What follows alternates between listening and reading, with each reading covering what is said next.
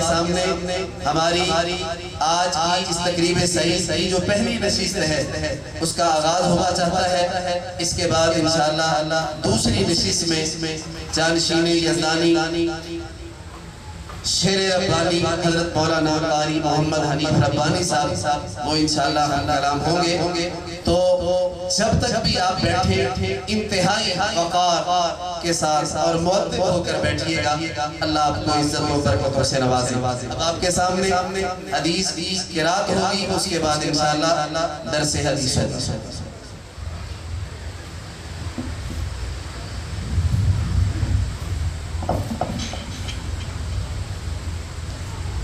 अस्सलामु अलैकुम व रहमतुल्लाहि व बरकातुहू। अल्हम्दुलिल्लाहि रब्बिल आलमीन वस्सलातु वस्सलामु अला अशरफिल अंबिया'i वल मुरसलीन। अम्मा बअद, बाब क़ौलिल्लाहि तआला अज़्ज़ व जल वनज़अुल मवाज़ीनल क़िस्त लियौमिल क़ियामह व अन्ना अअमाल बनी आदम व क़ौलहुम وقال مجاهد القسطاس العدل بالرومية ويقال القسط مصدر المقسط وهو العادل، وأما القاسط فهو الجائر. قال الإمام المحدث الفقيه سيد الفقهاء أبو عبد الله محمد بن إسماعيل البخاري رحمه الله تعالى: حدثنا أحمد بن أشكاب قال حدثنا محمد بن فضيل عن عمارة بن القعقاع عن أبي زرعة عن أبي هريرة رضي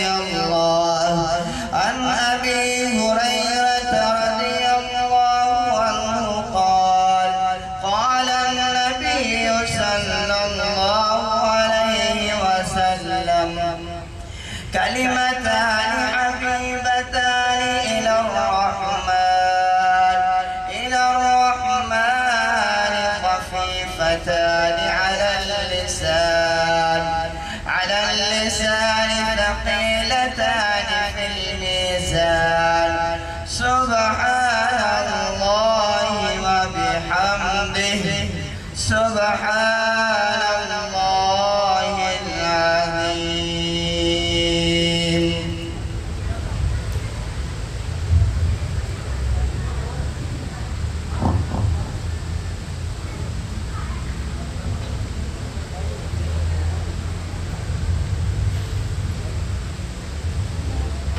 بسم الله الرحمن الرحيم.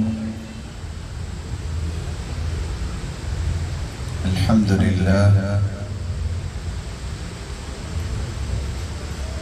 الذي بيده مقاليد الفرج، والصلاة والسلام على صاحب الجليل الأبلج المبعوث بأقوم دين وأعظم منهج، صلوات ربي وسلامه عليه وعلى آله وأصحابه السرج.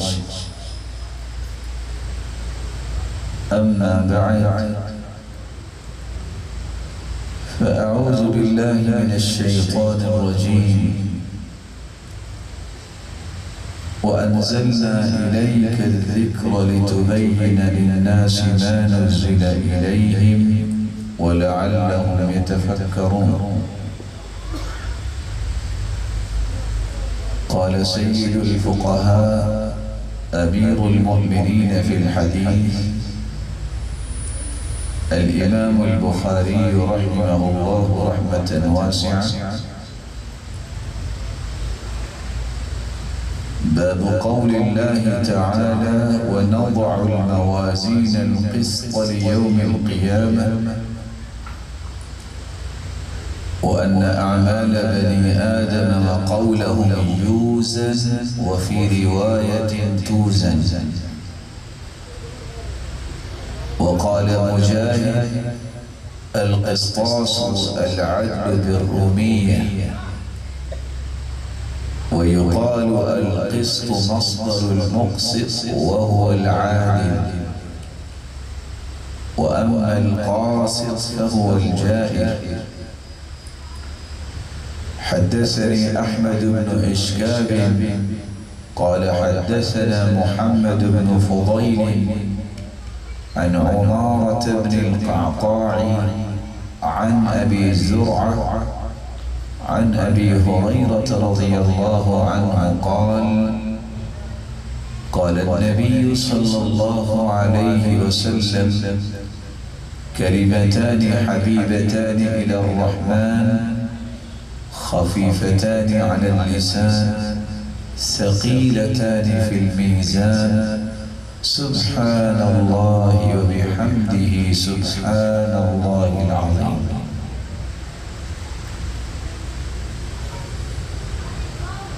فضیلت مآب علماء کرام، اللہ کے سب تکریم سامعین مکرم، اللہ ذوالجلال ہم سب کے خالق و مالک ہیں اور وہی رازق اور قادر مطلق، اس کا بے پناہ احسان ہے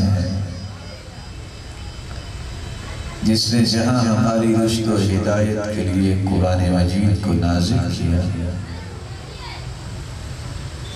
وہاں اس کے ایک ایک پہلو کو روشن بنانے کے لیے ہادی و مرشد بنا کے بھیجا تو کائنات کی سب سے اعلیٰ ہستی محمد رسول اللہ صلی اللہ علیہ وسلم کو بنا کر بھیجا۔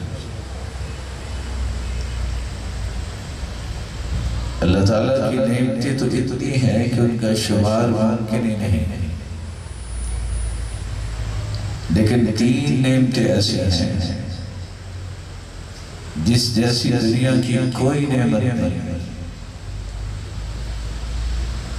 اسلام کی نعمت اليوم اکملت لکم دینکم واتممت علیکم نعمت، قرآن کی نعمت وَاذْكُرُوا نِعْمَةَ اللَّهِ عَلَيْكُمْ وَمَا أَنزَلَ عَلَيْكُمْ مِنَ الْكِتَابِ وَالْحِكْمَةِ يَعِظُكُمْ بِهِ، اور صاحب قرآن کی نعمت لَقَدْ مَنَّ اللَّهُ عَلَى الْمُؤْمِنِينَ إِذْ بَعَثَ فِيهِمْ رَسُولًا مِّنْ أَنفُسِهِمْ۔ تو اللہ تعالیٰ نے اسلام کو بھی نعمت بنایا ہے، قرآن کو بھی نعمت بنایا ہے، اور صاحب قرآن محمد رسول اللہ صلی اللہ علیہ وآلہ وسلم کو بھی نعمت بنایا ہے۔ اور سچی بات یہ ہے جو شخص ان تین نعمتوں سے محبت کرتا ہے، ان تین نعمتوں کو اپنی زندگی کی سب سے بڑی نعمت سمجھتا ہے اور اپنا تعلق مضبوط و مربوط کر لیتا ہے تین نعمتوں کے ساتھ، یہ بھی اللہ کا فیصلہ ہے کہ اس انسان کو بھی اللہ دنیا کے لیے نعمت بنا دیتا ہے۔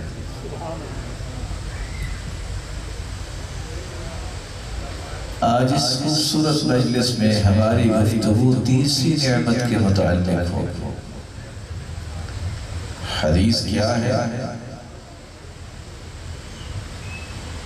اور حدیث کی عظمت اور اہمیت کیا ہے،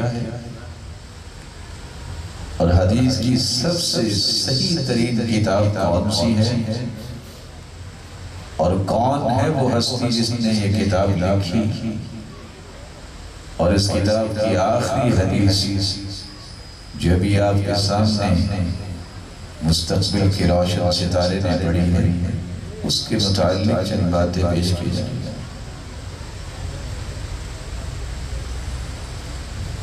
حدیث کیا ہے؟ لغوی اعتبار سے حدیث کا معنی ہے کلام کرنا، گفتگو کرنا، بات چیت کرنا۔ یہ روشن چہرے جو صحیح بخاری مکمل کر چکے ہیں یہ جانتے ہیں، صحیح بخاری کی یہ روایت ہے، رسول اللہ صلی اللہ علیہ وسلم نے فرمایا، سیدہ عائشہ روایت کرتی ہیں، کان اذا قام الى الصلاة، آپ صلی اللہ علیہ وسلم جب رات کو تہجد پڑھتے، وَإِن كُنْتُ مُسْتَيْقِظَةً حَدَّثَنِي، میں اگر بیدار ہوتی تو تہجد کے بعد میرے ساتھ بھی گفتگو کیا کرتے تھے۔ حدیث سے مراد نئی چیز بھی ہوتی ہے۔ جب رسول اللہ صلی اللہ علیہ وسلم نے بارش کے نیچے اپنے مبارک بازو سے کپڑے کو ہٹایا تو صحابہ نے سوال کیا، سنن نبی داؤد کی روایت ہے کہ اللہ کے رسول یہ کیا؟ تو آپ نے فرمایا لِأَنَّهُ حَدِيثُ عَهْدٍ بِرَبِّهِ،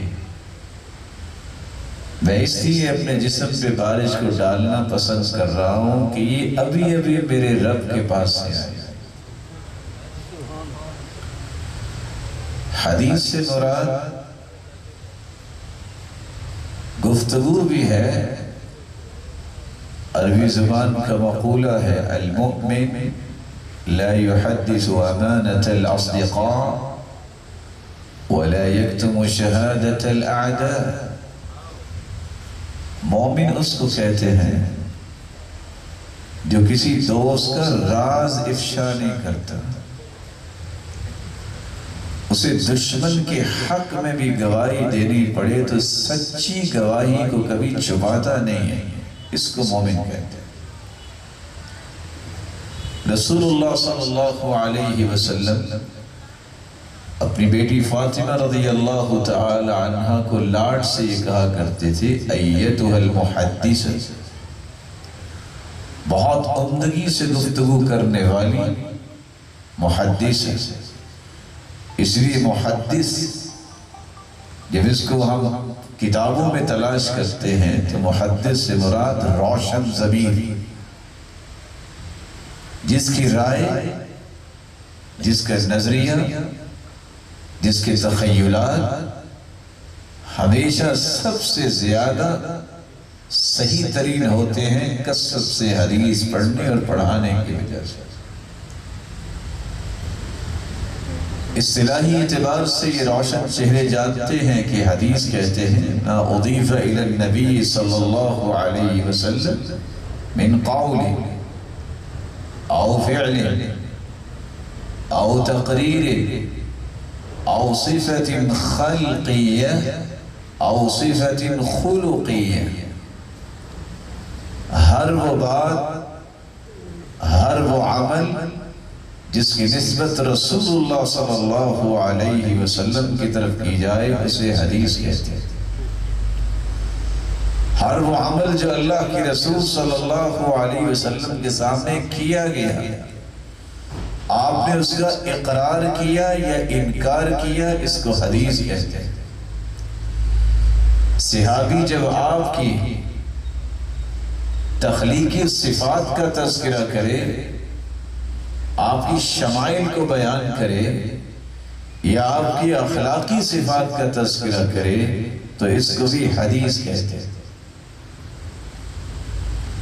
لیکن اگر قرآن کا مطالعہ کیا جائے تو حدیث چار معنی کے لیے استعمال ہوگی۔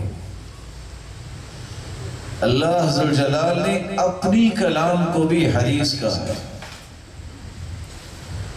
ومن أصدق من الله حدیثا. اللہ سے بڑھ کے کون ہے بات میں سچا؟ مراد قرآن مجید ہے، لیکن اللہ تعالیٰ نے اس کے لیے تعبیر کے لیے جو لفظ منتخب کیا ہے، انتخاب ہوا ہے لفظ حدیث کے ساتھ. اللہ نزل احسن الحدیث.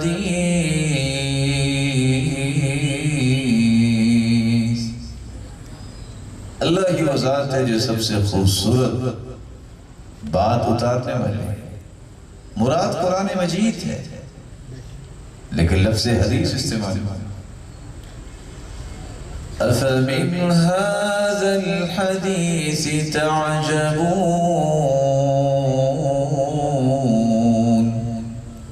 کیا تم اس بات سے تعجب کرتے ہو؟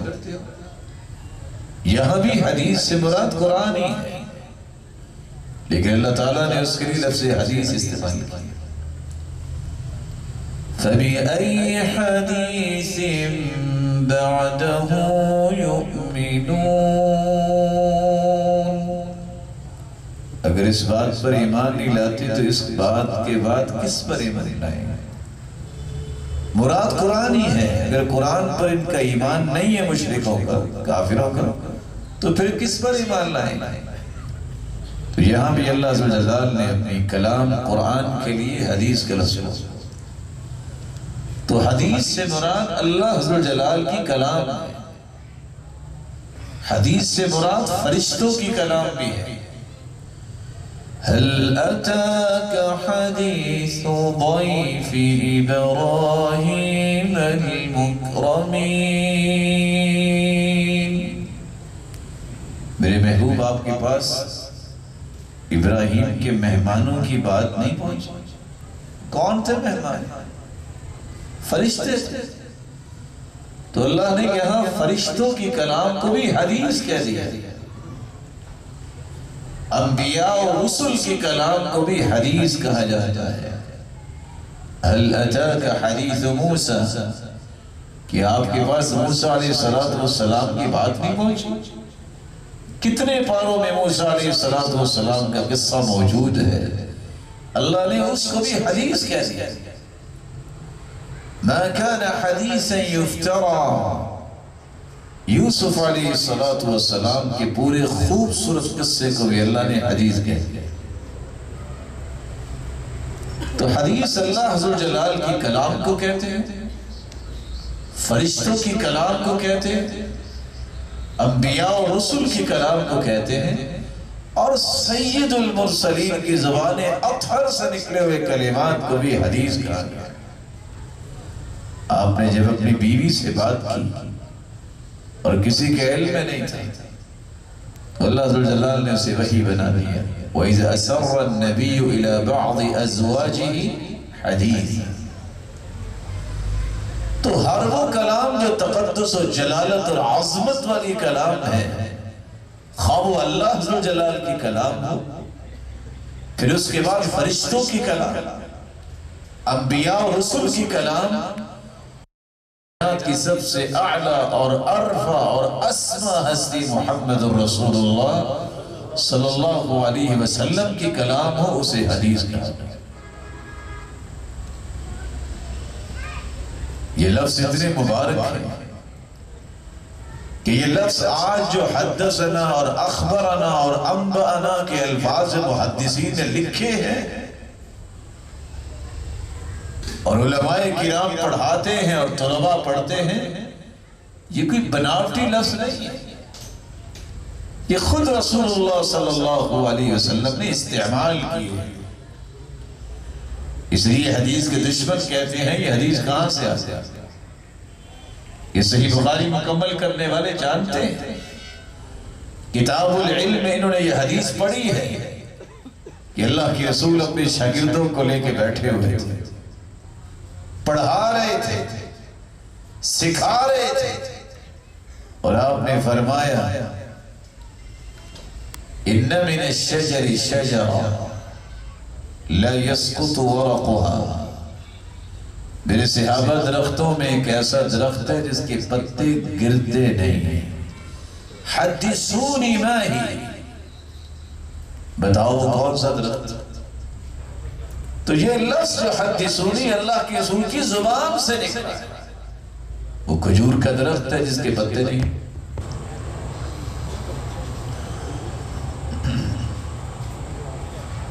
صحیح بخاری پڑھنے والے جانتے ہیں کہ امام بخاری نے کتاب العلم میں یہ حدیث نقل کی سیدنا علی رضی اللہ تعالی عنہ سے، حدث الناس بما يعرفون اتحبون ان تكذب اللہ ورسوله. لوگوں کو وہ چیز بیان کیا کرو جو ان کی سمجھ میں آئے. کیا تمہیں پسند ہے کہ لوگ اللہ اور اس کے رسول کو جھٹلا دیں؟ یہ لفظ سیدنا علی رضی اللہ تعالیٰ عنہ بیان کرنے. سیدنا عبداللہ ابن مسعود فرماتے ہیں حدثنا رسول اللہ صلی اللہ علیہ وسلم حدیثین، اللہ کے رسول صلی اللہ علیہ وسلم نے ہمیں بیان کیا. وَهُوَ الصَّادِقُ الْمَصْدُوقُ، وہ صادق بھی ہیں مصدوق بھی ہیں، سچے بھی ہیں، اور جیسی سچائی اللہ نے کسی کو عطائی نہیں. سیدنا عبداللہ ابن عمر بیان کرتے ہیں حدثنی ابی، میرے باپ نے مجھے بیان کیا. حدیث جبریل کو کون نہیں جانتا؟ تو یہ الفاظ صحابہ استعمال کرتے ہیں، یہ الفاظ خود رسول اللہ صلی اللہ علیہ وسلم نے بیان کیا. آج اخبرنا اگر محدث کہتا ہے تو یہ کسی محدث کے بناوٹی لفظ نہیں ہے. صحابی کہتے ہیں اخبرنا رسول اللہ صلی اللہ علیہ وسلم ان الملائکة لا تدخل بیتا فیہ تماثیل، ہمیں اللہ کے رسول نے خبر دی ہے جس گھر میں مورتیاں ہوتی ہیں وہاں رحمت کے فرشتے داخل نہیں ہوتے. یہ صحابی روایت کر رہے ہیں اخبرنا رسول اللہ صلی اللہ علیہ وسلم، ہمیں رسول اللہ صلی اللہ علیہ وسلم نے اس بات کی خبر دی جو لیلۃ القدر ہوتی ہے. تصبح الشمس صبیحۃ تلک اللیلہ مثل الطست لیس لها شعاع حتى ترتفع. جب صبح سورج نکلتا ہے تو سورج کی شعاعیں نہیں ہوتی، وہ تو تھال کی بنند ہوتا ہے، جب تک بلند نہیں ہو جاتا اس کی شعاعیں نظر ہی نہیں آتی. اور یہاں صحابی نے اخبرنا کہا ہے کہ اللہ کے رسول نے کہا. یہ انبانا کے لفظ جو ہے یہ کوئی محدث کے بناوٹی نہیں ہے، یہ لوگوں کے نہیں ہے. اللہ کے رسول خود فرما رہے ہیں الا انبئکم باکبر الکبائر، میرے صحابہ میں تمہیں بڑے گناہوں کے متعلق نہ بتاؤں؟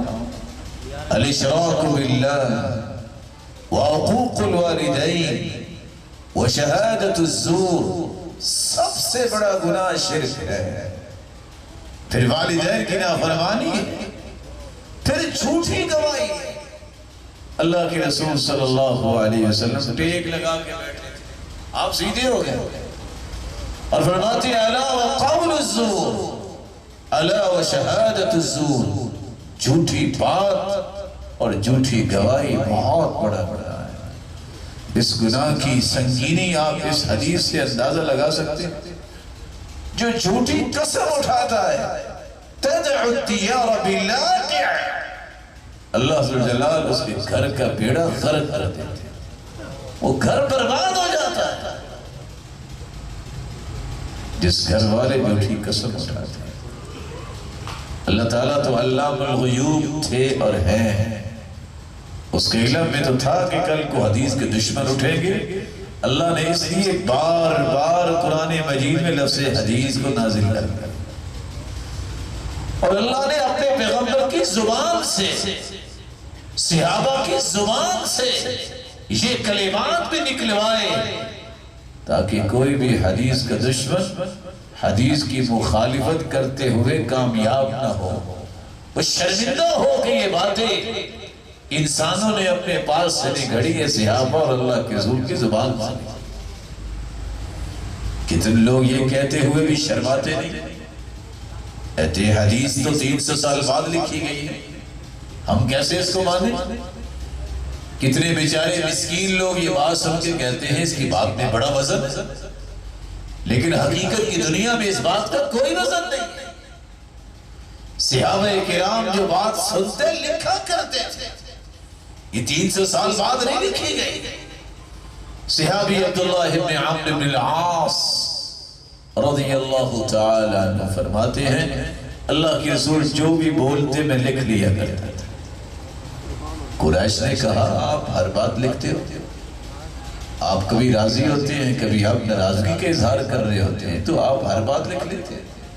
میں نے یہ قصہ اللہ کے رسول کے سامنے رکھا، آپ نے میری بات سننے کے بعد فرمایا اکتب فوالذی نفسی بیدی ما خرج منہ الا الحق واشار الی فیہ، میرے صحابی لکھو جو میں بولتا ہوں، اللہ کی قسم اس زبان سے اللہ حق ہی نکال۔ تو میں نے لکھنا شروع کر دیا۔ یہ صحابی ہی بیان کرتے ہیں بینما نحن حول رسول اللہ صلی اللہ علیہ وسلم نکتب، ہم اللہ کے رسول صلی اللہ علیہ وسلم کے ارد گرد بیٹھ کے لکھ رہے تھے اور اللہ کے رسول بول رہے تھے۔ اذ سئل رسول اللہ صلی اللہ علیہ وسلم ای المدینتین تفتح اولا، ایک صحابی نے سوال کر دیا اللہ کے پیارے پیغمبر سب سے پہلے فتح کس شہر کی ہوگی؟ قسطنطنیہ ام رومیہ؟ قسطنطنیہ پہلے فتح ہوگا کہ روم فتح ہوگا؟ آپ نے فرمایا اللہ بل مدینۃ ہرقل، ہرقل کا شہر جو ہے وہ مسلمان سب سے پہلے فتح کرے۔ اور صحابی یہ لکھ رہے سیدنا عبداللہ بن عمرو بن العاص رضی اللہ تعالی مجاہد ابن جبر کہتے ہیں میں نے دیکھا کہ صحیفہ پڑا ہوا، میں نے پوچھا یہ کیا ہے؟ کہا اس میں وہ حدیثیں ہیں لیس بینی و بینہ احد، یہ وہ جو ڈائریکٹ حدیثیں اللہ کے رسول سے میں نے سنی تھی، میں نے ان حدیثوں کو لکھا۔ آج گوگل پہ جائیں صحیفہ حمام بن منبہ کی 138 حدیثیں ریکارڈ میں موجود ہیں۔ یہ ساری کی ساری حدیثیں جو ہے سیدنا ابو ہریرہ سے لکھی ہے، اور سیدنا ابو ہریرہ نے اللہ کے رسول سے سن کے لکھی۔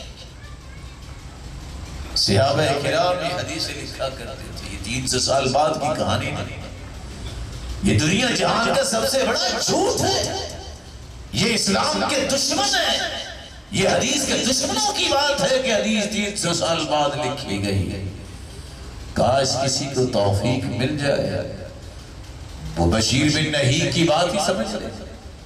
کہتے ہیں ہماری تو عادت یہ تھی کنت اکتب ما اسمع من ابی ہریرہ، میں ابو ہریرہ کے ساتھ چلتا اور جو وہ بولتے میں لکھتا کہ یہ اللہ کے رسول کی حدیثیں ہیں، میں لکھتا رہتا۔ جب حدیث مکمل ہو جاتی پھر میں پڑھ کے بھی سناتا کہ میں نے یہ لکھا ہے، ٹھیک لکھا۔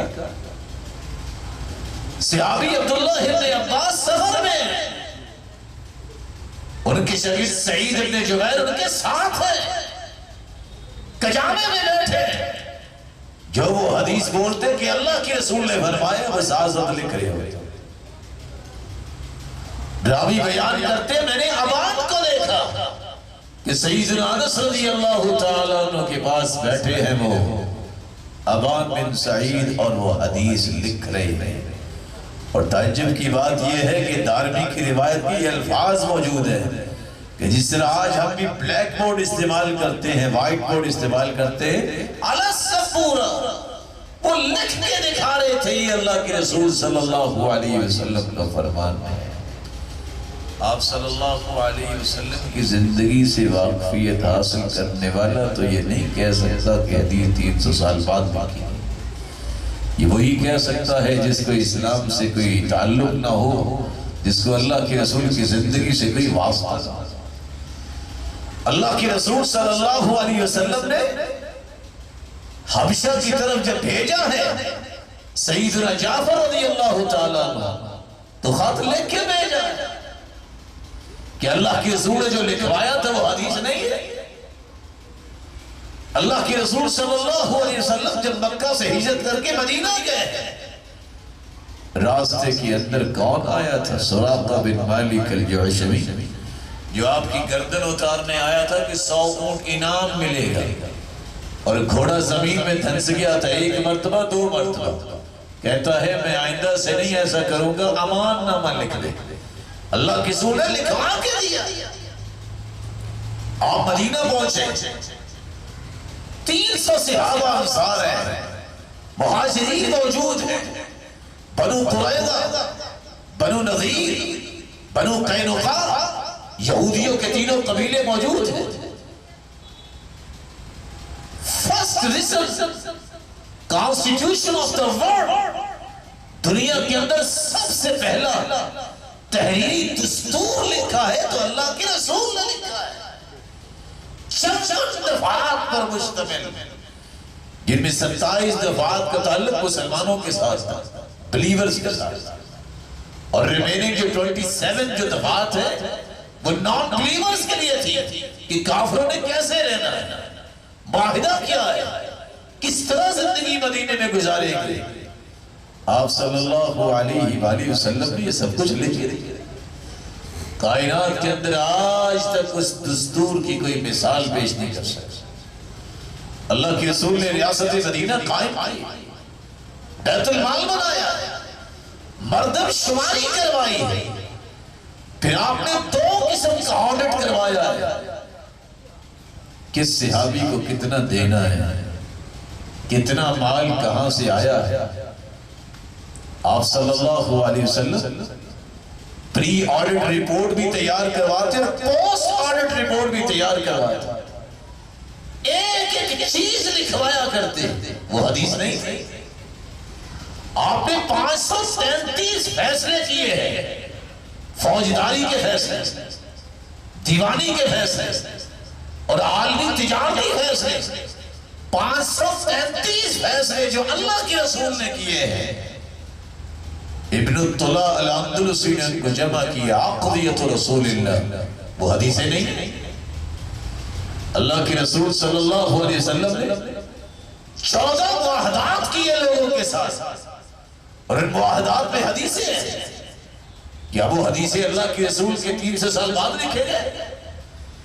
ان معاہدات میں صلح حدیبیہ کا معاہدہ بھی، آپ نے 104 خط لکھے،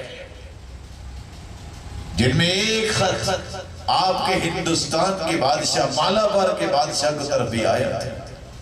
یہ 104 خط جو ہے ابو جعفر الاندلسی نے الرسالۃ النبویہ میں جمع کیے۔ یہ خط جو 104 اللہ کے رسول نے لکھی ہے 300 سال بعد لکھے گئے۔ عقل اللہ نے جب دی ہو تو اس کا صحیح استعمال ہونا چاہیے۔ پھر آپ نے حجۃ الوداع کے موقع پر بھی خطبہ دیا ہے، 47 دفعات پر مشتمل ہیومن رائٹس کا یہ چارٹر خطبہ، جس میں اللہ کے رسول نے 48ویں دفعہ یہ بیان کی، فَلْيُبَلِّغِ الشَّاهِدُ الْغَائِبِ، جو یہاں بیٹھے ہیں نا یہ باتیں لوگوں تک بھی پہنچا جائے۔ ابو شاہ یمن سے آیا کہتا ہے اللہ کے رسول باتیں بڑی پیاری ہیں، مجھے لکھوائی دو۔ آپ نے آرڈر دیا ہے، اکتبوا لأبی شاہ، یہ ابو شاہ کو لکھ کے دو، آپ نے لکھوا کے دیا۔ یہ خبرون اور مطرون کا علاقہ، بیزنٹائن سیولائزیشن، جب یہ فتح ہوا ہے تمیم داری نے دیکھا کہ اب تو فتح ہو گئی ہے، کہا میری ایک گزارش ہے، یہ خبرون اور مطرون کا علاقہ جو ہے یہ آپ مجھے دے دیں، اور آپ صلی اللہ علیہ وسلم نے لکھ کے دیا۔ یہ بہت بڑا فتنہ ہے جو آج دنیا میں اٹھا ہے کہ 300 سال بعد حدیث آئی ہے۔ یہ ساری کی ساری حدیث صحابہ کرام نے لکھی، صرف لکھی نہیں یاد کی ہے۔ حیرانگی کی بات یہ ہے کہ صحابہ کرام اور تابعین اور تبع تابعین نے اس حدیث کے اتنا اہتمام کیا ہے کہ امام ابو ذر رازی کہتے ہیں کہ 10,000 حدیثیں تو مجھے صرف علم قرات میں یاد ہے۔ حسین کہا کرتے تھے کوئی میرے پاس آئے میں جانے تب دوں گا جب 20,000 حدیثیں اسے سنا دوں۔ یزید بن ہارون کسی کا جی چاہے تو آ کے مجھے صرف کہہ دے میں جانے تب دوں گا جب 24,000 حدیثیں اس کو سنا دوں۔ ابو بکر ابن ابی داؤد کہتے ہیں جب میں سویا ہوا ہوں نا بس مجھے بٹھا دینا ایک مرتبہ، جانے تب دوں گا جب 36,000 حدیثیں میں سنا دوں۔ ان مسکینوں کو کیا پتا کہ حدیث کا علم کیسے پہنچا ہے۔ حماد بن اسامہ کہتے ہیں میں نے 1,00,000 حدیث اپنے ہاتھ سے لکھی ہے۔ اسحاق ابن راہوے جو کہتے تھے کسی وقت بھی کسی کا دل چاہے میں 70,000 حدیثیں اسے سنا دیتا۔ ابن جوابی کہتے ہیں 4,00,000 حدیثیں مجھے یاد ہیں، اور یہ صحیح بخاری امام بخاری نے 6,00,000 حدیثوں کا خلاصہ لکھا ہے۔ 7,00,000 حدیثوں کے حافظ تھے امام ابو زرع رازی رحمت اللہ علیہ۔ کسی نے ان سے پوچھا کہ اتنا علم تم نے پیدل چل کے حاصل کیا ہے، کتنا پیدل چلے ہو؟ تو امام ابو زرع رازی کہنے لگے 30,000 میل میں پیدل چلا ہوں۔ پوچھنے والا بھی بادشاہ ہو کہتا ہے بس 30,000 میل؟ امام ابو زرع رازی کہتے ہیں ثم ترکت العد، چلا تو اور بھی ہوں پھر میں نے گننا چھوڑ دیا۔ امام عبداللہ بن مبارک امام احمد بن حنبل کے بیٹے سے کہتے ہیں تیرے باپ کو 10,00,000 حدیثیں یاد۔ امام ذہبی نقل کرتے ہیں بیٹے نے پوچھا آپ کو کیسے پتا ہے؟ کہا بیٹا میں نے یہ 10,00,000 حدیثوں کا امام احمد بن حنبل کے ساتھ دور کیا ہوا ہے، پتہ چلا عبداللہ بن مبارک کو بھی 10,00,000 حدیثیں یاد۔ یہ علم ہے، یہ مذاق نہیں ہے، یہ ایسے نہیں آ گیا ہمارے پاس کہ 300 سال بعد لکھ کے کسی نے کہہ دیا حدیث ہے۔ اور ہستیوں میں سے ایک ہستی جنہوں نے اس حدیث کی لاج رکھی ہے، جمعہ کا دن تھا 194 ہجری 13 شوال، ایک بچہ اللہ جلال نے دنیا میں بھیجا جس کو آج امام بخاری کے نام سے لوگ یاد کرتے ہیں، محمد بن اسماعیل بن ابراہیم البخاری۔ اس بچے کو اللہ نے کیا صلاحیت دی تھی، بچپنا ہی تھا، شوق اتنا حدیث کا ہے کہ لوگ تختیاں لکھ رہے تھے اور یہ حدیثیں یاد کیا کرتے تھے۔ 10 سال کی عمر میں حدیثیں یاد کر رہے، گنتی کے 11 سال عمر ہوئی، کیا عمر ہوتی ہے؟ مشہور زمانہ محدث علامہ داخلی کے سامنے جا کے بیٹھ استاد حدیث پڑھ رہا ہے، سفیان عن ابی الزبیر عن ابراہیم۔ یہ 11 سالہ بچہ کہتا ہے استاد محترم اجازت ہے، ان ابا الزبیر لم یروی عن ابراہیم، آپ نے کہا ہے کہ سفیان سے یہ روایت اور ابو الزبیر سے بیان کرتے ہیں، ابو الزبیر تو ابراہیم سے روایت نہیں کرتے۔ کہا کیا کہہ رہے ہو؟ کہا کہ استاد محترم مناسب ہو تو اصل کتاب سے دیکھ لیں۔ علامہ داخلی اٹھے، کتاب کو دیکھا، واپس آئے، کہتے ہیں کیف ہوا یا غلام، بیٹا تم بتاؤ کیسے ہے؟ کہا اصل سند یہ ہے سفیان عن ابی الزبیر ہوا بن عدی عن ابراہیم، آپ نے ہوا بن عدی کے الفاظ نہیں۔ مشہور زمانہ محدث کہتا ہے تیرے جیسے اللہ اور پیدا کرے۔ امام بخاری کے استاد ہیں ابو بکر الکلوسانی بیان کرتے ہیں، امام بخاری جب میری کلاس میں آتے لا ازال خائفا یعنی یخشى ان یخطئ بحضرته، کہتے ہیں جب امام بخاری میری کلاس میں آ جاتے میں ڈرتا ہی رہتا ہوں. استاد کہہ رہا ہے میں ڈرتا ہی رہتا ہوں کو غلطی نہ کر بیٹھے. عمر بن محمد البجیری کہتے ہیں كنت في مجلس سليمان بن حرب والبخاري معنا يسمع ولا يكتب. سلیمان بن حرب کی کلاس میں تھے. سارے بچے لکھتے تھے لیکن امام بخاری لکھتا نہیں. لوگوں نے کہنا مالہ لا یکتب، اور اسے کیا مسئلہ ہی لکھتا کیوں نہیں؟ جواب دینے والے نے کہا یرجع الی بخارا ویکتب من حفظہ. یہ بخارا اپنے شہر واپس جائے گا تو یہ یاد کر رہا ہے، یہ محفوظ کر رہا ہے، وہاں جا کے ساری حدیثیں لکھ لے گا. بعض لوگ زندی ہوتے ہیں نہیں مانتے. اس نے کہا یہ کیسے ہو سکتا ہے؟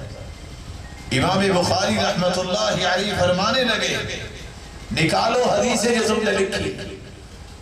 15,000 حدیثیں جو انہوں نے لکھی تھی امام بخاری نے زبانی سنا دی. امام بخاری کے استاد کہتے ہیں ما رأيت مثل محمد بن اسماعیل كان يأخذ الكتاب من العلم فيطلع عليه اطلاعة واحدة فيحفظ عامة أطراف الحديث من مرة واحدة. میں نے ایسا بندہ دنیا میں نہیں دیکھا یہ ایک مرتبہ کتاب کھولتا ہے ایک ہی مرتبہ دیکھتا ہے اور اس کو اکثر حدیثیں یاد ہو جاتی. 8 مرتبہ امام بخاری بغداد گئے ہیں. مکہ مدینہ بلخ مرو نیشاپور مصر کوفہ اور بصرہ جگہ جگہ میں پڑھنے گئے ہیں. اس وقت یہ طریقہ ہوتا تھا کسی کے امتحان لینا ہوتا تو بڑے بڑے فقہاء اور علماء اکٹھے بیٹھ جاتے. جب بغداد میں لوگوں کو پتہ چلا کہ امام بخاری آ رہے ہیں انہوں نے ایک ترکیب بنائی کہ آئے دیکھتے ہیں کتنا بڑا محدث ہے. 5,000 گھوڑوں پر استقبال کیا گیا. جب دیکھا تو یہ چھوٹا سا بچہ آ گیا ہے. لوگوں نے کہا یہ محدث ہے. مجلس لگی. 10 لوگ تیار کیے گئے تھے جن کو 10 حدیثیں دی گئی. امام ابن حجر اسقلانی لکھتے ہیں 10 حدیثیں سند اور متن اور گڈ مڈ کر کے ان کو 10 حدیثیں دی. جب امام بخاری بیٹھ گئے ایک اٹھ کے حدیث پڑھتا ہے. امام بخاری کہتے ہیں لا اعرفہ میں اس حدیث کو نہیں جانتا. دوسری پڑھتا ہے وہ کہتے ہیں لا اعرفہ میں نہیں جانتا. وہ پڑھتے ہیں وہ کہتے ہیں مجھے پتہ ہی نہیں. ایک شخص کہتا ہے یہ محدث ہے اس کو تو پتہ ہی کچھ نہیں. دوسرا بول کے کہتا ہے لا الرجل فاہم بندہ سمجھ گیا. 10 لوگوں نے غلط ملت کی ہوئی 100 حدیثیں جب بیان کر لی. امام بخاری کھڑے ہو کہتے اما حدیثک الاول فقلت کذا وهو کذا وَأَمَّا حَدِيثُكَ الثَّانِي فَقُلْتَ كَذَا وَهُوَ كَذَا. تم نے پہلی حدیث پڑھی ہے اس طرح یہ اس طرح نہیں ہے یہ صحیح حدیث اس طرح ہے. تم نے دوسری حدیث اس طرح پڑھی ہے یہ ایسے نہیں ہے صحیح حدیث اس طرح ہے. 100 کی 100 حدیثیں بیان کی. امام ابن حجر اسقلانی جو صحیح بخاری کی شرح لکھنے والے فتح الباری وہ لکھتے ہیں مَلْعَجَبُ بِرَدِّهِ الْخَطَئِ إِلَى الصَّوَابِ فَإِنَّهُ كَانَ حَافِظًا. ہمیں تعجب اس بات پہ نہیں ہے کہ امام بخاری نے 100 حدیثیں صحیح سنا دی. بَلِ الْعَجَبُ مِنْ حِفْظِهِ لِلْخَطَئِ عَلَى تَرْتِيبِ مَا أَلْقَوْهُ مِنْ مَرَّةٍ وَاحِدَةٍ. ہمیں تو تعجب اس بات پہ ہو رہا ہے کہ یہ 100 حدیثیں غلط بھی سنی ہیں ایک مرتبہ اور 100 کی 100 وہ بھی یہ حد کر کر. اللہ نے کیسا حافظہ دیا تھا. اللہ نے حافظہ ایسا دیا تھا. امام بخاری ایک ہی استاد سے خوف کھاتے تھے وہ ہے علی بن مدینی. اور علی بن مدینی بھی کہتے ہیں امام بخاری کے بارے میں یہ مجھ سے ایسے ہی ڈرتا رہتا ہے لم یر البخاری مثلہ، میں نے تو ایسا انسان نہیں دیکھا، یہ امام بخاری نے بھی اپنے جیسا کوئی نہیں دیکھا۔ امام ابن خزیمہ فرماتے ہیں ما رأيت تحت أديم السماء أعلم بحديث رسول الله ولا أحفظ له من محمد بن إسماعيل البخاري۔ آسمان کے نیل کو چھت کے نیچے، زمین کے اوپر میں نے امام بخاری جیسا کوئی بھی حافظ حدیث اور علم حدیث کو جاننے والا کوئی نہیں دیکھا۔ امام بخاری رحمت اللہ علیہ جن کے بارے میں رجاء ابن مرجع بیان کرتے ہیں هو آیت من آیات اللہ تمشی علی ظہر الارض، کسی نے اللہ کی نشانی زمین پر چلتی دیکھنا ہے تو امام بخاری کو دیکھنا۔ فلاس نے تو یہ بات کہہ کے بات ختم ہی کر دی، کل حدیث لا یعرفہ البخاری فلیس بحدیث، جس حدیث کو امام بخاری جانتے نہیں وہ حدیث ہی نہیں ہے۔ امام ابو ذر رازی کی ہم نے بات سنی 7 لاکھ حدیثوں کے حافظ، لیکن راوی کیا کہتے ہیں؟ رأیت ابا زرعہ جالسا بین یدی محمد بن اسماعیل کالصبی یسألہ عن علل الحدیث۔ یہ ہے تو 7 لاکھ حدیثوں کا حافظ، وہ کہتے ہیں میں نے دیکھا یہ امام بخاری کے سامنے بچوں کی طرح بیٹھے ہوئے تھے اور حدیث کی علتوں کے بارے میں سوال کر رہے تھے۔ اللہ ذو الجلال نے ایسا کمال دیا تھا اس انسان کو کہ آج صحیح بخاری کی روایت یہ نوجوان پڑھ چکے ہوں گے۔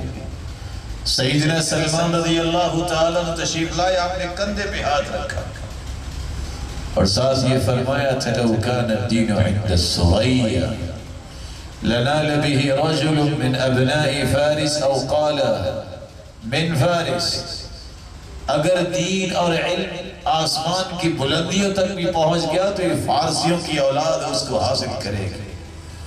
محدثین کہتے ہیں اس حدیث کا مصداق امام بخاری ہے۔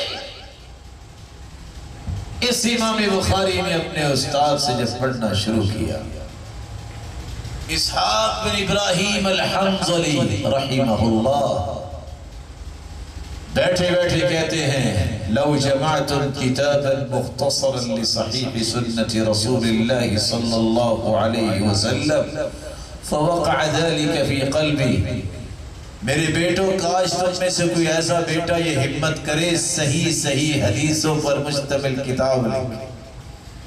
امام بخاری کہتے ہیں میں نے دل میں ارادہ کر لیا یہ کام میں کروں گا۔ گھر واپس گئے، سو گئے، خواب آئی کہ ہاتھ میں پنکھا ہے اور اللہ کے رسول صلی اللہ علیہ وسلم تشریف فرمائے اور میں پنکھے سے ہوا دے رہا ہوں۔ فسألت بعض المعبرین، میں نے تعبیر کرنے والوں سے سوال کیا کہ یہ میری خواب ہے، انہوں نے تعبیر کی بیان کی انت تذب عنہ الکذب، لگتا ہے کہ آپ اللہ کے رسول سے جھوٹ کو دور کریں گے۔ میں اور پختہ ہو گیا کہ میں نے یہ کتاب لکھنی۔ 16 سال کی عمر ہے،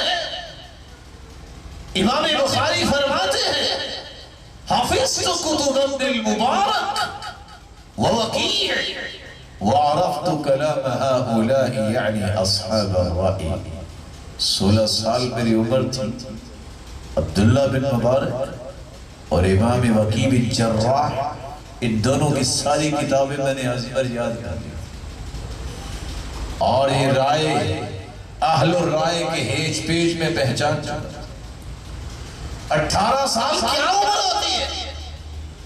امام بخاری کہتے ہیں 18 سال کی عمر میں صنفت قضاء الصحابة والتابعین، میں نے صحابہ اور تابعین نے جتنے فیصلے کیے تھے سارے فیصلوں کو جمع کیا۔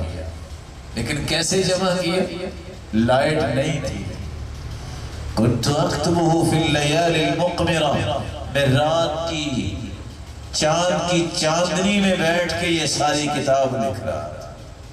وقل اسم في التاريخ إلا وله عندي قصة إلا أني كرهت أن يطول الكتاب. کوئی ایسا نام نہیں جس کے بارے میں میرے پاس علم نہیں ہے، میں نے تو اختصار سے یہ چیزیں جمع کی. 20 سال عمر ہوئی، امام بخاری نے یہ مبارک کتاب لکھنا شروع کی، اور لکھنے سے پہلے سناپسس بنائے، اس کی آؤٹ لائن تیار کی، اس کا خطہ بنایا تو ریاض الجنہ میں بیٹھ کر. کتنے مبارک جگہ ہے. اور امام بخاری نے یہ کتاب لکھنا شروع کی. 16 سال کے اندر امام بخاری نے کتاب مکمل کی. ابو علی غسانی بیان کرتے ہیں، امام بخاری کہا کرتے تھے میں نے 6 لاکھ حدیثوں کا خلاصہ لکھا ہے. كتبت عن 1080 نفسا ليس فيهم إلا صاحب حديث ولست أكتب إلا عمن قال الإيمان قول وعمل. لوگوں میں نے 1080 اساتذہ سے پڑھا ہے، اور 1080 سارے کے سارے محدث تھے، اور سب کا عقیدہ یہ تھا ایمان قول و عمل، کہ ایمان دعوے کا نام نہیں ہے، ایمان وہی ہوتا ہے جس کے ساتھ عمل بھی کیا جائے. میں کبھی سوچتا ہوں 1000 عالم تو ہم نے بھی نہیں دیکھا ہی نہیں ہے، پڑھنا تو دور دور. اور امام بخاری نے 1080 محدثین سے پڑھا، اور کہتے ہیں میں نے ہر محدث سے کم از کم 10-10 ہزار حدیثیں دی. فرماتے ہیں لا وضعت حدیثا فی الصحیح، میں نے صحیح بخاری میں کوئی روایت نہیں لکھی جب تک میں نے 5 کام نہیں کیے. الا بعد ما اغتسلت، میں غسل کرتا وصلیت رکعتین، میں 2 رکعت، واستخرت اللہ تعالی، میں استخارہ کرتا، وتیقنت صحتہ، اور حدیث کے صحیح ہونے کا یقین کرتا، فجعلته حجة فيما بيني وبين ربي، اور میں اس حدیث کو اپنے اور اپنے رب کے درمیان حجت بناتا. اور پھر صحیح بخاری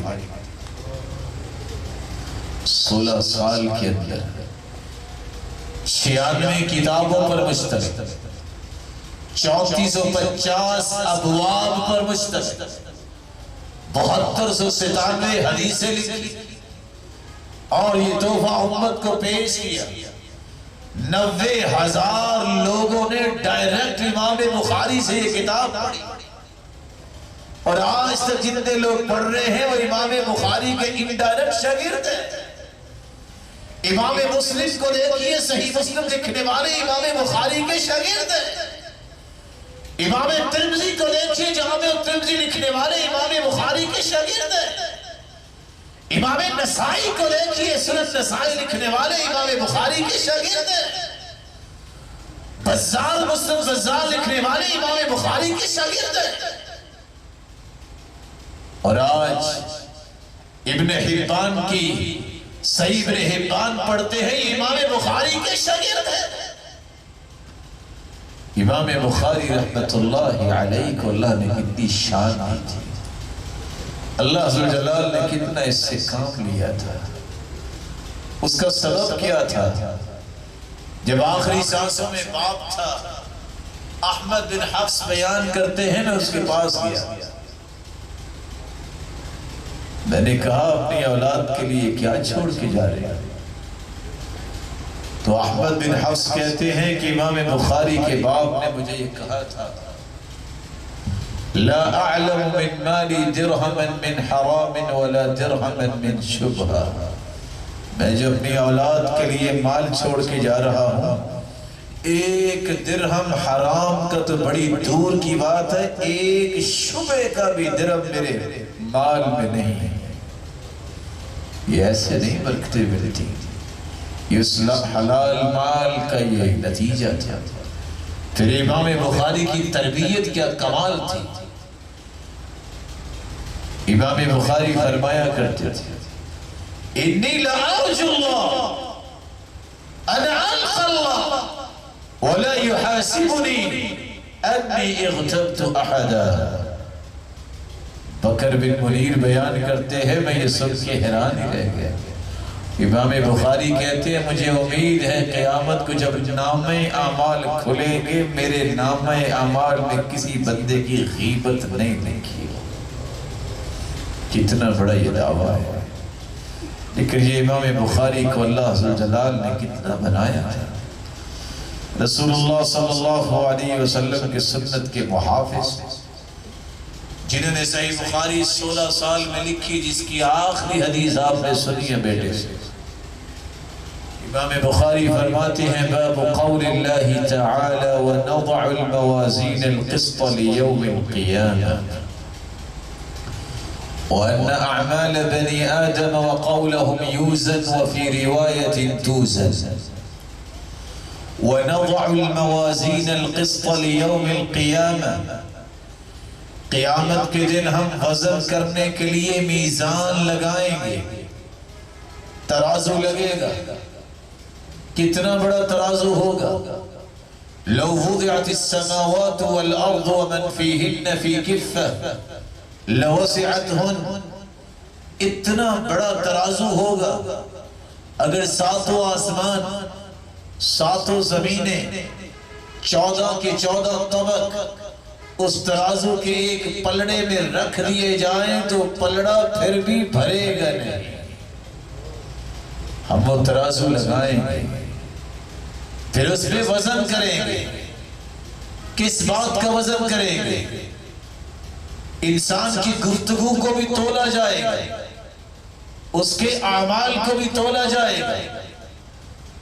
یہ اعمال اور یہ گفتگو جن رجسٹروں میں فرشتے لکھ رہے ہیں وہ رجسٹر بھی تولے جائیں گے اور انسان کو بھی تولا جائے گا. اللہ کے رسول کا فرمان ہے وہ ترازو جو ابھی آپ نے سنا کہ جس کا ایک پلڑا ساتوں زمینوں اور ساتوں آسمانوں سے نہیں بھرے گا، اگر کوئی خوش ہو کے کہہ دے الحمدللہ اللہ تیری ہی تعریف ہے، تملأ المیزان. صحیح مسلم کی روایت ہے قیامت کا دن ہوگا ایک مرتبہ جس نے الحمدللہ کہا اس کے نامہ اعمال میں کتنی نیکیاں آئیں گی، ترازو کے دونوں پلڑے نیکیوں سے لبالب بھر جائیں. الحمدللہ انسان کا عمل بھی تولا جائے. اثقل شیء فی المیزان الخلق الحسن. سب سے بھاری برکم جو عمل قیامت کے دن تولا جائے گا وہ اچھا اخلاق ہوگا، وہ نرم و ملائم گفتگو ہوگی، وہ ایسی گفتگو جس سے آپ کسی کو عزت دیتے ہیں، احترام دیتے ہیں. اس کا وزن ہوگا قیامت کے دن. یہ بزدلی نہیں ہے، یہ کمزوری نہیں ہے، یہی تو سب سے بڑی سعادت اور کامیابی ہے. رجسٹر بھی تولے جائیں گے، انسان کو بھی تولا جائے گا. رسول اللہ صلی اللہ علیہ وسلم نے فرمایا انہو لیأتی الرجل العظیم السمین لا یزن عند اللہ جناح بعوضہ. ایک آدمی موٹا تازہ آئے گا قیامت کے دن، جب اس کا وزن کیا جائے گا تو بد اعمالیوں کی وجہ سے اس کا وزن کتنا ہوگا؟ مچھر کے پر جتنا بھی اس کا وزن نہیں ہوگا. اس کے مقابلے میں عبداللہ ابن مسعود کے بارے میں روایت بتاتی ہے باریک باریک پنڈلیوں والے صحابی درخت پہ چڑھ کے اپنے استاد کے لیے مسواک اتارنے لگے. ہوا آئی تو پنڈلیاں کانپنے لگی. صحابہ مسکرا دیے. اللہ کے رسول نے بھاپ لیا، کہا مما تضحکون، میرے صحابہ کیوں مسکرا رہے ہیں؟ او من دقت ساقی، کیا عبداللہ بن مسعود کی باریک پنڈلیوں کو دیکھ کے مسکرا رہے ہیں؟ والذی نفسی بیدی انہما اثقل فی المیزان من جبل احد. اللہ کی قسم جب قیامت کا وزن ہوگا یہ دو پنڈلیاں عبداللہ ابن مسعود کی احد پہاڑ سے بھی وزنی ہوں، اس لیے کہ یہ ایک صحابی کی پنڈلیاں ہیں جن پنڈلیوں پہ چڑھ کے کبھی وہ گناہ کی طرف نہیں گئے۔ انسان کا بھی وزن ہوگا، محبت اور نفرت کا وزن ہوگا۔ آپ کی محبتیں اور نفرتیں ذاتی ہیں کہ اللہ کی رضا کے لیے، ان کا وزن ہوگا قیامت۔ اس لیے ان محبتوں اور نفرتوں کو اللہ کے لیے کیا، وہاں رجسٹر میں سب کچھ لکھا ہوگا۔ 99 رجسٹر انسان کے آئیں گے۔ حدیث میں آتا ہے ان اللہ سیخلص رجلا علی رؤوس الخلائق، ایک آدمی کو حساب کے لایا جائے، رجسٹر کھولیں گے، گناہ ہی گناہ لکھے ہیں، نیکی ہے ہی کوئی۔ اللہ فرمائے گی کوئی ہے اس کے دیکھیے، اس بندے کو یقین ہو جائے گا میں جہنم میں جاؤں، بچ نہیں سکتا۔ ایک فرشتہ ایک کارڈ لے کے آئے گا، بطاقہ، جس میں توحید کا کلمہ لکھا ہوگا، لا الہ الا اللہ محمد رسول اللہ۔ اس بندے کو حکم ہوگا احضر وزنک، جاؤ اپنے اعمال کو تلتے ہوئے ذرا دیکھو کہ کیا وزن ہے۔ یہ کہے گا کہ یہ کارڈ کا وزن کیا ہو سکتا ہے؟ 99 رجسٹر گناہوں کے ایک طرف، جو ہی فرشتہ توحید کا کلمہ جو کارڈ پہ لکھا ہوگا دوسرے پلڑے میں رکھے گا، وہ 99 کے 99 رجسٹر پاشتی سجلات اٹھ جائیں گے اور یہ کلمہ بھاری ہو جائے گا۔ وَلَا يَسْقُلُ مَعَ اسْمِ اللَّهِ شَيْءٍ، اللہ کے نام سے بڑھ کے کون سی چیز بھاری ہو سکتی؟ اس کلمے کی وجہ سے اللہ ذوالجلال اسے جنت میں داخل کر۔ توحید کو خالص کرنے والے بڑے ہی خوش نصیب ہیں، شرک سے بچنے والے بڑے ہی سعادت مند ہیں۔